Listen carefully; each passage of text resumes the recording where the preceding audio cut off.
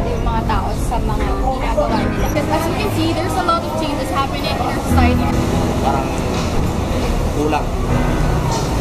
To pass, to approve some policies that we can benefit from.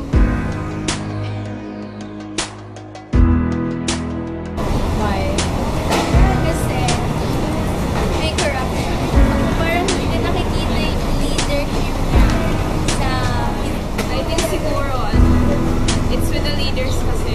I think that they're not showing effective leadership towards the people. So, yun, parang hindi nakukuha kasi ng mga sambayanan yung gusto nila. Kasi, yun nga, parang ang inuuna ng leaders natin ngayon, yung personal, more of wants kasi sa needs. The society today is very, parang sensitive na. I think Gloria made, GMA made a lot of contributions talaga to the Philippines. The legacy of his parents towards becoming a leader, a deciding factor na naging leader siya. So parang, ewan ko, may pressure sa kanya.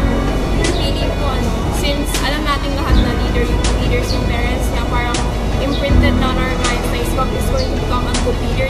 Or hindi naman, baka iba naman sa Pinoy kasi sa his parents. Thank you. Yes, kasi nagagawa niya naman yung para i-develop siya. Saka effective siya at some point, pero may mga madami pa din mga batid sa kanya kasi pilit ng mga tao hindi niya nagagawa yung part niya. May kinalaman po ba yung fact na yung parents po niya na naging na part sa politics kaya siya naging president? Or sariling gusto lang po talaga ng tao na maging president? In my own opinion, tumulong yun kasi diba, nung elections, namatay yung mother niya. So, nakaboost yun para sa pagiging presidente niya. Yung mga reasons pa. Kasi, hindi na-support masyado yung mga tao sa mga ginagawa nila at they're against na hindi naman since hindi educated yung mga mass, hindi din sila wala silang say yung mga nasa taas ng isip. So, yun kaya hindi nila pinipili yung sinasabi kaya sige. Angelica Pigidu, first year political science.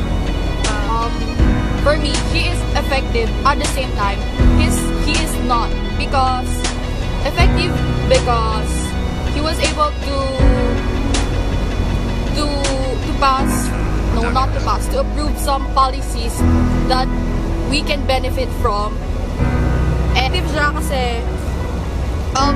ngayon, tingnan nyo, nakikita, lumalabas lahat yung baho ng mga politiko, lalo na yung sa 3 senators. So parang tama yung sinasabi niya sa tuwid na daan, pero meron pa rin hindrances kasi parang hindi siya mismo yung parang president natin kasi meron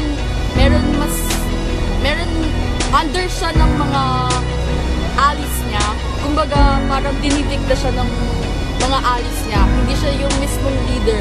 Ineffective kasi napaka-bias niya, especially from the past administration. Lahat ng problems natin in the current administration, sinisisi niya sa past administration. Pero hindi niya alam, dapat binibigyan ng credit yung past administration. Kasi lahat ng mga magandang ginawa ng past administration, sa administration niya, nagkakaroon ng result. So, parang people revolt because they want reform. They want change because we are in a democratic country, yet the voices of the people is not heard in the national government. That's why they are revolting because they want to feel more the change, not really the change, but the things that will benefit them. Okay na yun?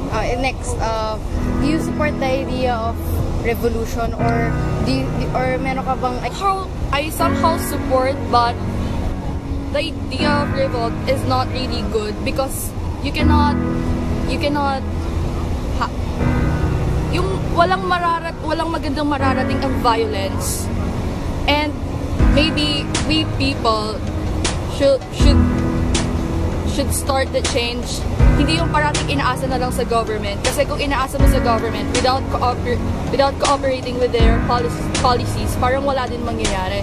So dapat parang instead of complaining and revolting, parang you should ask yourself what you can do for your country, not what your country can do for you. It's the fault of the society because the electoral people or the voting people, they are the ones who have the right to vote. And if you voted that politician who is not capable of maintaining or providing our country or our state good policies and good service, parang sa atin din magre-reflect kung ano yung ginawa natin kasalanan. So, I guess, it's a problem of the society.